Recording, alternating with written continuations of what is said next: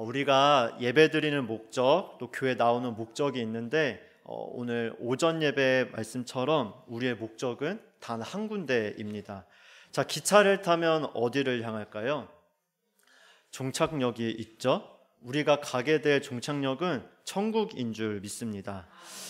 저 미국에 가면 기차를 타면 그 기차에 탄 사람의 종착역이 어딘지 알 수 있다고 합니다. 어떤 사람은요, 그 편안한 복장, 해변가에서 있는 그 복을 입고 가는 사람들이 있다고 하고요. 어떤 사람은 완전히 정장을 입고 갑니다. 그럼 정장 입는 사람들이 내리는 곳은 어딘지가 뻔히 보인다라는 거예요. 그래서 이 땅에 우리가 살면서 우리의 종착역이 어딘지를 알 수 있는 방법은 내 삶이 어떠한지를 보면 내가 거기를 목적을 두고 살고 있다는 것을 점검해 볼 수 있습니다.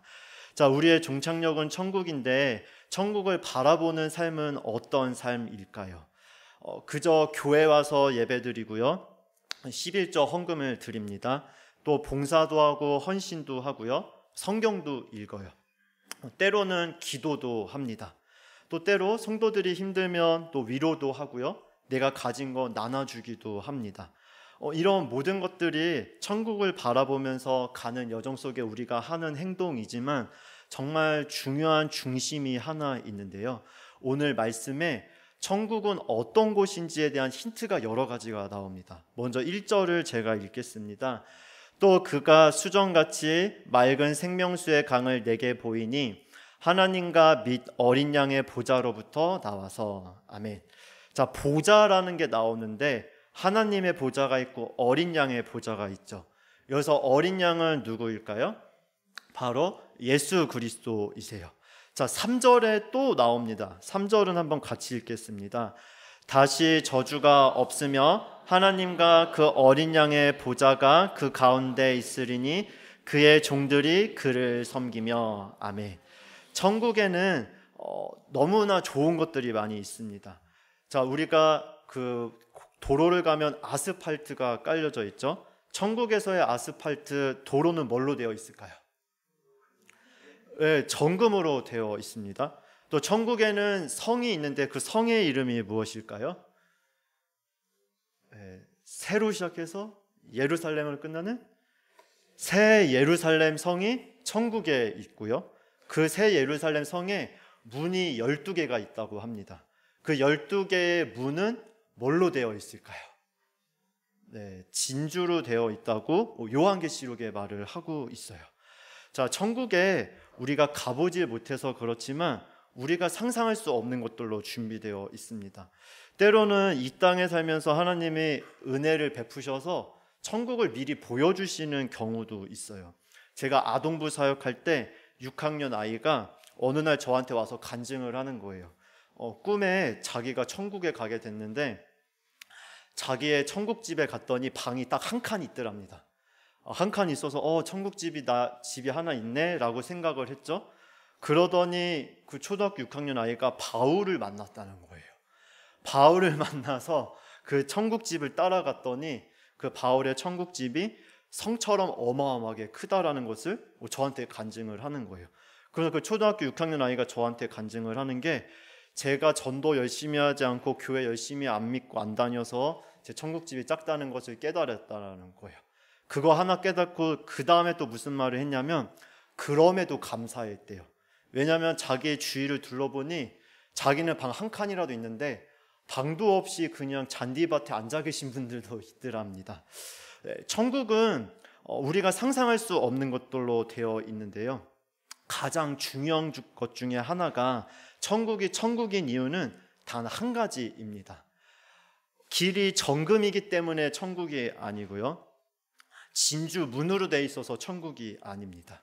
무엇 때문에 천국이냐면 그곳에서는 하나님과 그 어린 양의 예수님이 항상 높임을 받으시기 때문에 그것이 바로 천국인 것입니다. 우리가 세상의 가치관으로 천국을 그리는 순간들이 많아요. 또 우리의 기도 제목의 응답도 세상의 가치관으로 응답되기를 바라볼 때가 참 많습니다. 세상 사람들의 기준은요, 시험 보면 합격을 해야지 잘 되는 거예요. 사업을 하면 사업이 되고 30배, 60배, 100배로 사업이 잘 되는 게 세상 기준에서는 성공입니다. 근데 하나님의 기준은요, 천국에서의 기준은 하나님의 왕되심이, 하나님의 주되심이 드러나는 것이 하나님의 방법인 것입니다. 공부를 했어요. 정직하게 공부하고 정직하게 준비하고 갔어요. 학교 떨어졌어요. 그래도 주님은요, 그 준비하는 모든 과정 속에 나를 왕으로 모셨냐 안 모셨냐 보고 너는 100점이다 아니다를 평가를 하십니다. 자, 그렇게 그 10여 년 전에 과외를 하고 대학교를 들어갔던 적이 있었나 봐요. 불법 과외가 있었나 봐요. 예수 믿는 사람이 과외를 안 받아요. 불법이니까, 정직하지 않으니까 안 받아요. 그 고등학생 아이가 그렇게 안 받고, 뭐 이거는 생각하기 나름이지만 안 받고 나서 대학교 시험 봤으니까 어떻게 됐을까요? 좋은 대학교라고 생각하는 데를 들어갔겠죠? 근데 떨어졌어요. 그럼 우리는 그걸 뭐라고 하죠? 두 글자로? 재수 생활이 시작이 됩니다. 재수를 했어요. 재수를 하니까 불법으로 나름 공부하고 그런 방법을 취했던 주위 친구들, 사람들은 나름 대학교를 갔어요. 정직하게 하나님 앞에 쓰겠다고 하지만 부족한 대로 대학교를 떨어졌으니까 다시 한번 내 실력이 부족하니 열심히 해보자 하고 또 1년 동안 열심히 공부를 하나님이 원하시는 정직한 방법으로 합니다. 자, 이번에는 주님 1년 동안 섬기면서 했으니까 대학교 어떻게 됐을까요? 쫙 붙어야겠죠. 1년 정도 연단 받았으니까. 근데 이번에도 또 떨어지는 거예요. 이 정도 되면 우리는 두 가지 생각하죠. 너는 공부를 진짜 못하거나 너 이거 해도 되는데 왜 적당히 타협할 줄 모르니, 이렇게 생각할 수 있는데요. 그럼에도 하나님 앞에 정직을 저는 선택하고 가겠다고 하고 또 갑니다. 그리고 그 다음 해에 공부하고 하나님 기뻐하는 방법대로 준비해서 대학교를 가요. 자, 3년이 지났어요. 자기는 이제 1학년인데 친구들은 3학년, 4학년 이렇게 돼요. 엄청 뒤처지는 것 같아요. 하나님은 누구를 더 기뻐하실까요? 하나님은요, 더딘 것 같아도 하나님의 방법대로 하나님을 모시며 사는 그 학생을 더 기뻐하는 것입니다. 그렇게 편법으로 학교를 갈 수 있었다라는 그 방법을 안 그 학생은 어떻게 대학생활을 하겠습니까? 학교에서 주어지는 공부, 레포트 하나도 적당히 편법을 쓰면서 그냥 적당히 학점 채우고 가는 학생으로 그렇게 타협하면서 학교를 다닐 거예요. 그러나 주님 앞에서 내가 학교 가야겠다라고 했던 그 학생은 수업 하나하나, 한 교시 한 교시, 온라인 수업이든 대면 수업이든 어떤 것도 하나님 앞에서 정직하게 최선을 다해서 드릴 거예요. 그렇게 4년을 지난 학생들의 실력 차이가 얼마나 나겠습니까? 그것이 아니더라도 하나님은 그 중심을 보시고 그에게 지혜를 주십니다. 능력을 주십니다. 결국엔 이를 통하여 하나님 나라를 이루시는 것입니다. 자, 우리 성도님들이 직장에서 일을 하세요. 또 학생들은 학교에서 공부를 합니다. 또 취업을 준비합니다. 우리가 정말 명심해야 될 것 중에 하나는 우리 주님만 모시면서 가야 되는 것입니다. 우리가 열심히 해서 되는 사업 같으면 열심히 하면 돼요. 근데 세상 사람들은 열심히 하는 만큼 되는 것 같아요. 예수를 믿고 나니까 예수 믿기 전보다 더 사업이 안 되는 것 같아요. 그게 왜 그러냐면 하나님은 예수 믿기 전에는 세상 방법으로 하는 것 허락을 하셨어요. 예수 믿으니까 이제 내 삶의 주인은 누굽니까? 예수 그리스도가 되었어요. 내 삶의 주인이 예수니 내 사업의 주인도 예수님이요, 예수님의 방법으로 하지 않는 건 주님이 막아주시는 것입니다. 막아주시는 것 같고 우리는 실패를 할 수 없고요, 주님을 바라보니 눈이 열린 사람은 그 사람한테 힘들지만 위로 한마디 하고 하나님이 성도님에게 축복을 주시려고 하는 것입니다라고 믿음으로 고백을 할 수 있다는 것이에요. 그러니 우리 성도님들 한 분도 빠짐없이 온전히 주님만 모시며 승리하는 길을 가시기를 축복합니다. 구약 성경에 그 주님을 모시며 살았던 왕이 한 명 있습니다. 왕이신 나의 하나님, 나의 여호와 하나님을 고백했던 왕이 있는데 그 왕은 바로 다윗 왕입니다. 다윗은 하나님의 마음에 흡족한 사람이었어요. 자기가 왕인데요, 전쟁을 치르러 갈 때 가장 먼저 누구를 떠올리냐면 하나님을 떠오릅니다. 다윗은요, 전쟁의 경험이 너무 많아요. 첫 번째 데뷔 무대가 너무 멋있게 승리를 했습니다. 첫 번째 누구를 물리쳤을까요? 다윗이 골리앗, 그 키 크고 그 장대한 골리앗을 물맷돌 5개로 한 방에 맞춰서 무너뜨렸는데요. 그러고 전쟁의 경험이 있고 있는데 또다시 블레셋 사람들이 쳐들어올 때 자기 생각과 경험을 앞서기 전에 누구에게 물어보냐면 자기도 왕인데 자기보다 위에 계신 만왕의 왕이신 하나님께 물어봅니다. 하나님, 올라갈까요? 어떻게 할까요? 물어본다라는 거죠. 우리가 예수님을 제대로 믿고 있느냐, 믿는데 안 믿는 것처럼 교회만 다니고 있느냐의 큰 기준으로 한번 점검해 볼 수 있는 건 삶에 문제가 있을 때 하나님의 뜻을 물어보느냐, 물어보지 않느냐 엄청난 차이가 있습니다. 주일날 설교할 때 이것 설교할 때 내가 볼 때 이 말씀 전하면 좋겠다 하고 설교를 준비할 수도 있고 그렇게 하기도 하고 많이 해봤어요. 하지만 하나님께 물어보는 것입니다. 하나님, 이런 말씀 준비하고 이렇게 전하면 좋은데 주님 마음은 어떠신가요? 하나님, 이번에 이 사업 이 사람들하고 체결해야 되는데 주님 마음은 어떠신가요? 이렇게 물어보면서 하나님께 그 주도권을 내어드려야 하는 것이 우리 천국 백성의 사람의 삶다운 것입니다. 오늘 천국에 보면 하나님의 보좌가 나오잖아요. 근데 제가 오늘 제목을 생명수의 강이라고 적었습니다. 어제 부모 기도회 때도 나눈 말씀하고 이어지는 말씀인데 하나님의 보좌에서 오늘 말씀해 보니까 생명수의 강이 1절에 흐른다고 말을 하는 거예요. 1절을 제가 다시 읽어보면 또 그가 수정같이 맑은 생명수의 강을 내게 보이니 하나님과 및 어린 양의 보좌로부터 나와서. 아멘. 천국에 하나님 보좌로부터 생명수의 강이 흘러나옵니다.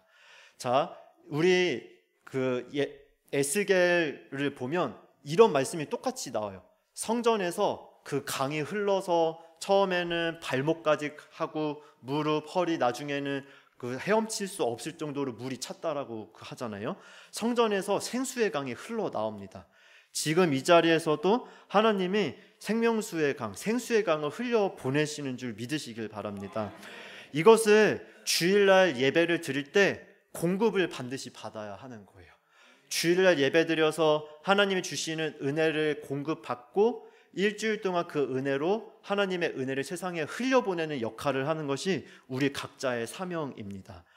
이 예배 가운데 정말 중요한 건 나만 예수 믿고 천국 가는 정도의 신앙으로 살도록 주님이 우리 인생을 세팅해 놓지 않으셨어요. 당연히 우리가 예수 믿는 걸 너무나 기뻐하세요. 나도 예수 믿고 나를 통해서 주위 모든 사람도 예수 믿기를 원하시는 게 하나님의 계획표입니다. 그런 것을 어디서 알 수 있냐면 2절 말씀에 알 수 있습니다. 2절을 같이 읽어보겠습니다. 길 가운데로 흐르더라. 강 좌우에 생명나무가 있어 12가지 열매를 맺되 달마다 그 열매를 맺고 그 나무 잎사귀들은 만국을 치료하기 위하여 있더라. 아멘. 생명수의 강이 길 가운데로 흘러가요. 그 강이 흘러가니까 그 강 좌우에는 생명나무가 있고 열매가 맺어지게 되는 거예요. 우리 성도님들이 주님께 경배하고 예배하고 이 예배 시간에 주어지는 생수의 강을 충분히 흡족하게 공급을 받고 가는 곳곳마다 열매가 맺어지는 것을 믿으시길 바랍니다. 내가 맺는 것이 아니라 나는 열매니까 나의 손과 발을 통해서 주님이 열매를 맺도록 역사를 해주시는데 근본 뿌리와 주님이 주시는 그 생수의 강은 주님으로부터 주어지는 것입니다. 그래서 지난주는 열심히 주님의 도구로 쓰임받았어요. 근데 다음 주는 주님의 공급이 없다면 우리는 주님의 손과 발로 쓰임받을 수 없다라는 것이에요. 하나님이 우리를 사용하시기 원하십니다. 이 말씀을 우리에게 적용을 해보면 우리나라가 지도자가 바뀌었잖아요. 또 지도자가 바뀌고 또 여러 분위기가 또 이제 바뀌어가고 이런 분위기인데 우리 크리스찬들이 환경과 어떤 거와 상관없이 우리가 감당해야 될 사명이 바로 여기 있는데 우리 각자에게 맡겨주신 삶의 터전에서 하나님의 말씀대로 지켜 행하고 하나님의 왕되심을 드러내는 삶이 우리의 삶의 사명인 줄 믿어야 합니다. 사업을 하면 아까도 계속 말씀드렸지만 정직하지 못하게 사업을 혹시 하신 것이 있다면 이번 주부터 정직하게 다시 가는 것입니다. 적당히 세금 안 내고 살았다면 이제부터는 적당히 세금 안 내는 게 아니라 더 낼 수 있는 자로 바뀌는 것입니다. 마라톤 선수 중에 송기정 선수가 있으셨다고 하잖아요. 그분이 그랬다는 거예요. 나라에서 세금을 내야 될 때 나라에서 이제 뭐라고 하냐면 선생님은 연세도 있고 이런 것 때문에 세금을 안 내셔도 됩니다. 이렇게 말씀을 할 때 그 선수가 그러셨다는 거예요. 버럭 화를 내셨어요. 내가 나라를 위해서 세금 내고 싶다고 하는데 왜 못 내게 하냐고.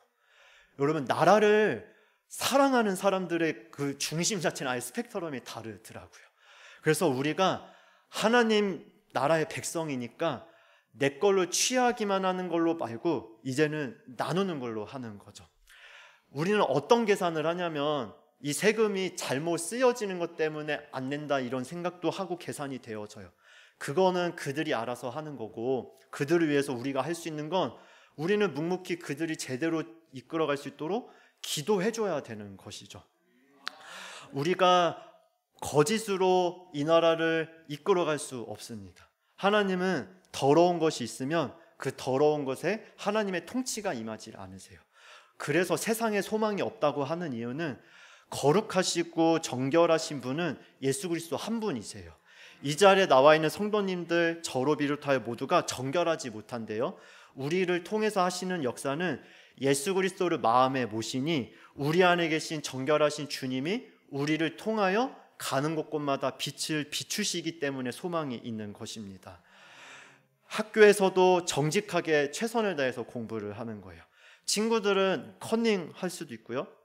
제가 중학교 때 뒤에 자리 친구들이 그 중간고사, 기말고사 시험 볼 때 커닝을 대놓고 하는 거예요. 그 선생님들 중에 좀 만만하신 선생님이 있었잖아요. 그 선생님이 계시니까 그냥 뒤에서 야 7번에 4번이야 이렇게 그냥 떠들어요. 그래서 저는 열심히 잘 귀담아 들었어요. 귀담아 듣고 4번이구나 이렇게 했어요. 근데 뭐 맞았는지 안 맞았는지 모르지만 선생님이 너희들 조용히 하는데도 불법을 행해요. 자, 크리스찬인 제가 덩달아 불법을 계속한다. 그리고 애들아 교회 가자 먹혀 들어가지 않아요. 하나님의 나라는요 말로 전해지는 것이 아닙니다. 말과 능력으로 전해진다고 하는데 능력은요 하나님의 살아계심의 능력이 우리 삶에 묻어져서 드러나는 것에서 나타나는 것입니다. 거기서부터 하나님 나라가 이루어지기 시작을 하는 거예요.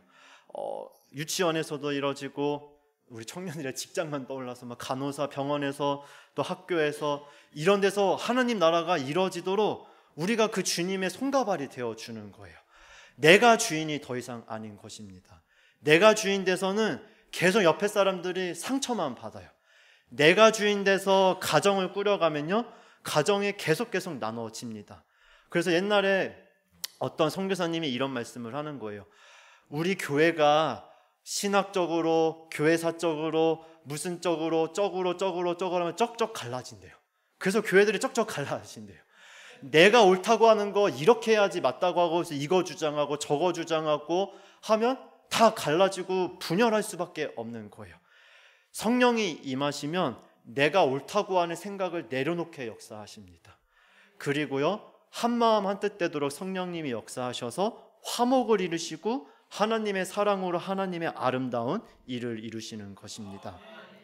그렇게 우리 성도님들이 세상에 하나님의 사랑을 증거하고 각자의 역할을 감당할 때 그 속에서 변화의 역사가 일어나는 거예요. 생명의 역사가 일어나는 거예요. 제가 최근에 계속 간증하는 얘기 중에 하나가 북한 성도님들의 간증을 나눕니다. 구역 예배 때도 나누고 청년부 예배 때도 나눴는데 이 자리에서 또 나눌 거예요. 뭘 나누고 싶냐면 그 탈북한 성도님이 계세요. 탈북한 성도님이 4대째 북한 지하교회 성도님이래요. 북한의 지하교회의 4대째 지하교회 성도님이 탈북을 하셔서 대한민국에 왔어요. 근데 그 성도님이 간증하는 것 중에 하나가 엄마 아빠도 할머니 할아버지도 탈북할 수 있는데 충분히 할 수 있는데 탈북 안 하신다는 거예요. 여기서도 할 일이 많다라고 하고 거기서 주님 바라보는 사명 가지고 감당하고 있다라는 겁니다. 그러면서 저는 정말 궁금한 게 그 탈북하신 분이 부모님께 전화를 하신대요. 저도 한번 북한에 한번 전화를 해보고 싶어요. 어떻게 전화를 하는지 정말 상상이 안 가는데 전화를 해서 최근에 근황이 이렇고 이런 것 때문에 좀 기도 제목이 이래요 이렇게 말을 한다는 거예요. 그랬더니 그 할머니, 그 아버지, 어머니, 그 가족들이 오히려 안타까워하면서 말을 한다는 거예요. 이 탈북하신 분이 요즘에 가정에 이런 문제가 있고 물질적으로 이런 문제가 있고 이런 문제가 있다고 말을 하니까 그 부모님이 탄식을 하시는 거죠. 왜 탄식을 하냐면 우리가 예수 믿는 것 때문에 십자가를 지고 고난받는 건 당연한 건데 네가 어쩌다가 생활의 안주함에 세상의 그 생활의 염려 때문에 그렇게 믿음이 떨어졌니? 오직 예수님만 드러내고 주만 바라보고 주님 위에서 핍박받는 게 당연한데 어찌 마땅히 해야 될 것 때문에 그렇게 답답하고 힘들어하니? 그렇게 말씀하신다는 거예요. 이게 북한의 성도의 믿음의 차원이 다르다는 것을 제가 거기서 깨달았는데요. 그러면서 그 북한 성도님이 이런 말을 하는 겁니다. 무슨 말을 하셨냐면 우리 남조선에서 저 북한의 지하교회 성도님들을 위해서 기도하고 북한을 위해서 기도하시잖아요. 그래서 남한이 지금 되어져 가는 것 같고 이런 거 얘기하는데 그 탈북한 분의 입장에서 무슨 얘기를 하냐면 저 북녘 땅에서도 남조선 땅을 위해서 간절히 기도한다는 거예요. 저분들은 생명 내걸고 기도하는 겁니다. 그래서 이 나라가 이렇게 하나님의 보호 속에 있는 것 같다라고 그 탈북하신 분이 얘기를 하는 거예요. 그래서 우리 청년들 중에 공부가 힘들고 또 학생들 중에 공부가 힘들다 다 북한으로 가면 될 것 같아요. 직장생활 힘드신 분들 다 북한으로 가세요.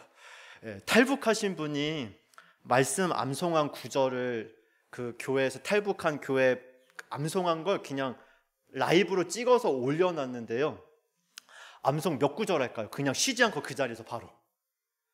많이 하면 100구절이면 많겠죠. 쉬지 않고 100구절이면요.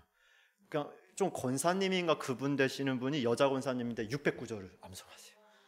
그랬더니 여자 전도사님은 몇 구절 암송하실까요? 1300구절을 암송하세요. 왜? 그냥 볼 게 없어요. 말씀밖에 볼 게 없으시니까 그것만 줄줄이 외우셨나 봐요. 우리 다 북한으로 가야 될 것 같아요. 그래서 우리의 믿음을 다시 한번 개조해야 될 것 같은데 근데 뭐가 중요한가 봤더니 한 가지 깨달았어요. 그 북한 수용소에서 그냥 조그만한 방에 여자 70명, 120명이 같이 잔대요. 그러니까 누울 수가 없대요. 누울 수가 없어서 바로 몸 놓고 세로로 몸을 세워서 자야 된대요.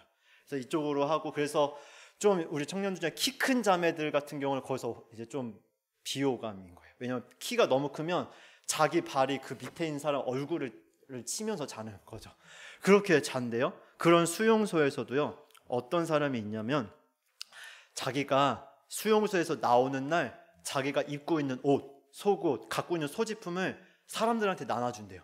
거기서는 그거 쓰던 것도 너무 귀하니까 사람들이 가까이 오는 거예요. 근데 그중에 사람들이 너무 좋아하는 언니도 자기한테 오더래요. 그래서 나한테 뭐 필요한 거 받으러 오나 보다 하고 하는데 그 언니가 딱 한마디 하더랍니다.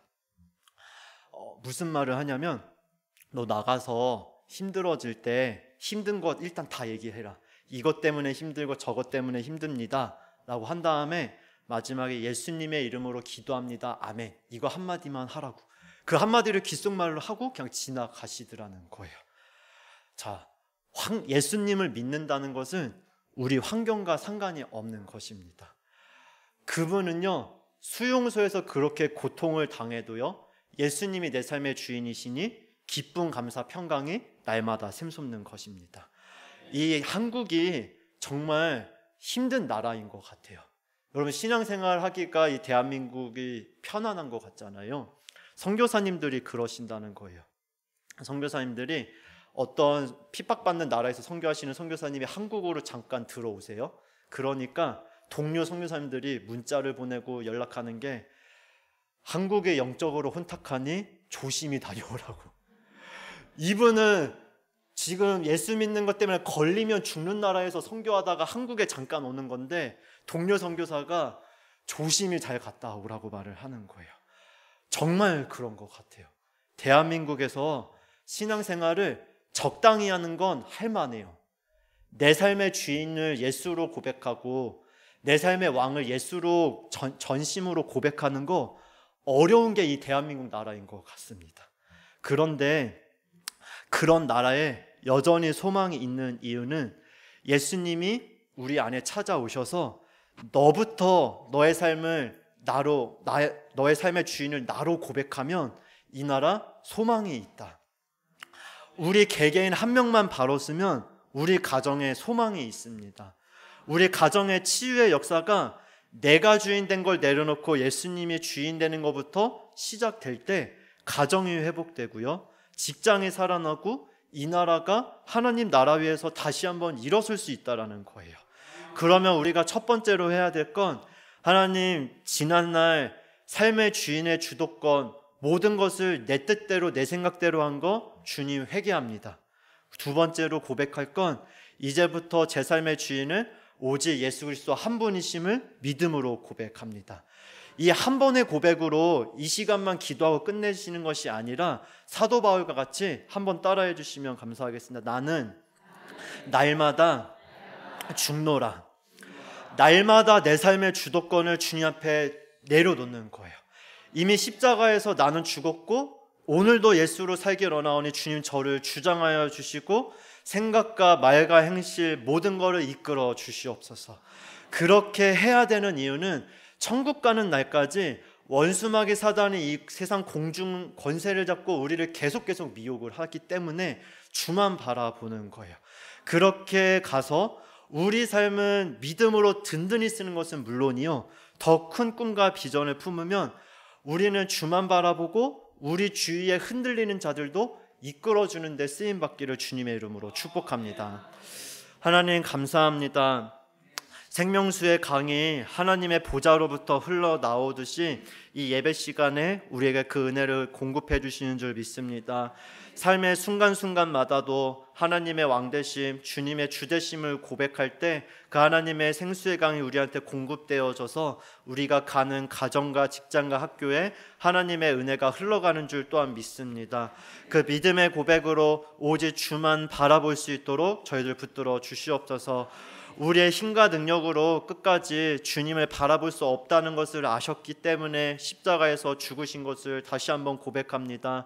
그 십자가의 주님이 우리 안에 성령으로 오셔서 성령님의 도우심만 의지하고 나갈 때 끝까지 예수님을 주라 시인할 수 있는 힘과 능력이 주어지고 우리 주위 사람들한테 예수님의 부활의 증인으로 쓰임받는 줄 믿사오니 오직 주만 바라보게 하여 주시옵소서. 감사하며 예수님의 이름으로 기도합니다.